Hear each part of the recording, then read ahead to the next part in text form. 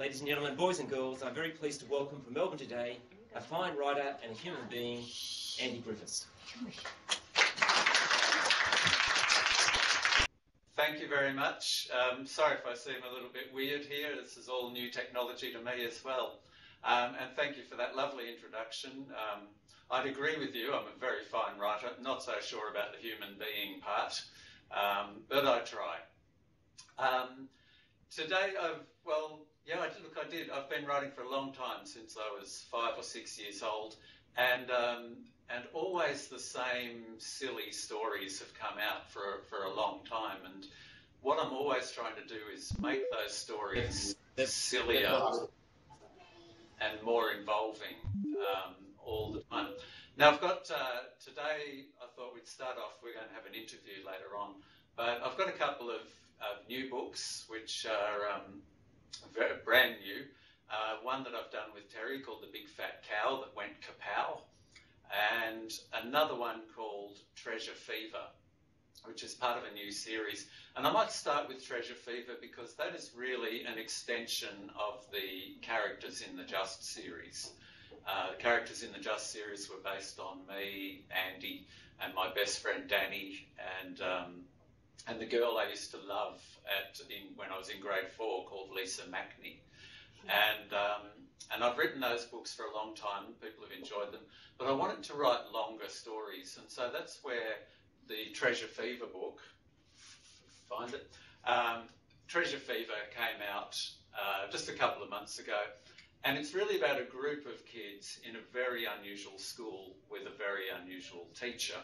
That group of kids go on to find a very exciting thing happens in their school, which is that there's buried treasure somewhere in the school, and Henry McThrottle and his friends have to try and find it before anybody else. And I've been working very hard on those. There's another book coming out called Pencil of Doom, coming out in September, where they discover a magic pencil that whatever they draw with it actually comes true, but not in the way they expect. The other book I'd like to show you just quickly is The Big Fat Cow That Went Kapow. And this is at the other end. This is what I've done with Terry. And we love playing with our imaginations, and we get together and just try to make each other laugh. How old were you when you wrote your first book?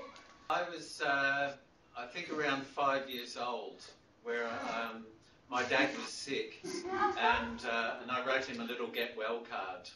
But it wasn't a normal get well card, it was a card in the form of a book. And it said, "Dear Dad, get well soon." And when he turned the page, it said, "Or you are doomed."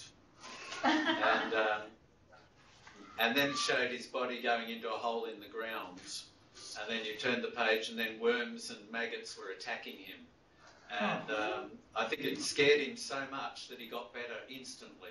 And I brought in, just a little bit of show and tell today, a book I did when I was in primary school, probably in grade 5, grade 6. I've still got, this is my first book. It's called Nothing to Do book.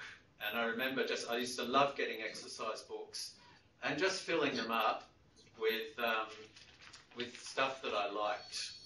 So you can see, well, just my terrible handwriting there, an early cartoon where the character walks right out of the frame of the cartoon. So from an early age, I was having my characters do things that they're not supposed to do. Things from the newspaper that amused me, usually horror movie type images were a lot of fun, always fascinated me, and just really scrapbooks of anything that amused me. So if there are budding writers out there, an exercise book is all you need. How long have you been writing stories that were published? The first published book I did was called Just Tricking, and that came out 11 years ago in 1997. So I did that was the first officially published book, but I used to make my own little books and magazines, and so I did a lot of self-publishing where you really just photocopy them, get the pages, staple them together, and sell them. So I did that for many, many years. And that was building up the practice that you need when you're telling stories, because story writing is like training for football or any sport. Is you do a lot of practice, and as you practice, you get better and better. Okay, what happened in your life that made you decide to be an author? I guess because I'd always been keeping those little books, and I've always enjoyed reading stories and being silly. I think it was when I became an English teacher, because at first when I was at school, I didn't want to be a writer, I wanted to be a rock and roll star. And we used to have, just for a joke, we used to have a joke band, and I would be the singer, and my friends who couldn't play instruments would be the musicians. And of course I couldn't sing either. But I used to love writing the words, and we'd write stories, just songs about what we were doing in school and what we wished we were doing when we weren't at school. And then on the last day of school for me, which was when I was 17, we put the band together and did a big performance for the rest of the school. And it was just a big joke, but it was really well received. But eventually I thought I'd like to do something else, and the songs were getting longer and longer and turning into stories. So I became an English teacher, and then I was working with people just like yourselves, and I noticed there wasn't a lot of funny books around. The kids were wanting something funny, so I started writing little stories and photocopying them and giving them to class. So they started reading and writing their own funny stories, and it sort of grew from there. So those early stories I wrote for the class are what became the book Just Tricking and the rest of the Just series. What did your school report say about your writing ability when you were younger, and did you enjoy writing as a child? Yes, that was always my favourite subject, Scarlett, was writing stories. And I'm so old, I can remember when the first tape recorders came into existence. We got a tape recorder in our school, and I would record fake horse races, and all the horses had funny names like Chewy, and I'd say, and Chewy is stuck at the starting line, and I'd narrate these things. So I always enjoyed performing, writing silly stories, and reports tended to say I had a good sense of humour. Where do you get your inspiration to write? A lot of the ideas come from just everyday life. Even watching television with my younger daughter a couple of years ago, I was watching Bananas in Pyjamas, which is a lovely show, but I was thinking, wouldn't it be funny if one of the bananas wasn't so good and thoughtful and kind as the real bananas are? What if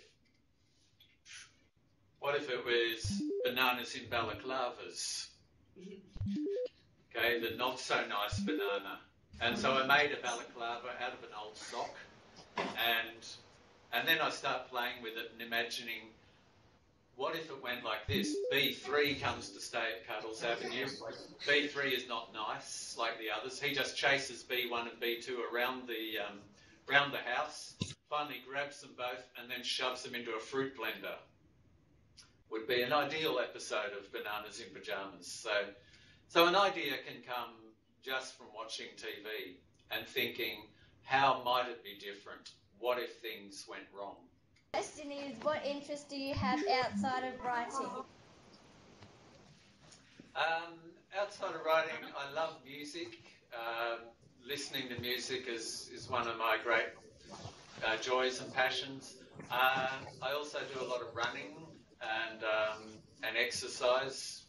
That's really important. After a day of writing, because you're at the desk for say 6 or 7 or 8 hours at a stretch, and I find I need to exercise for at least an hour a day, just to get the blood flowing again. And so running, listening to music, and watching movies. I watch a lot of movies and just work out how the movie producers are telling the stories, and obviously reading. I read lots and lots of books.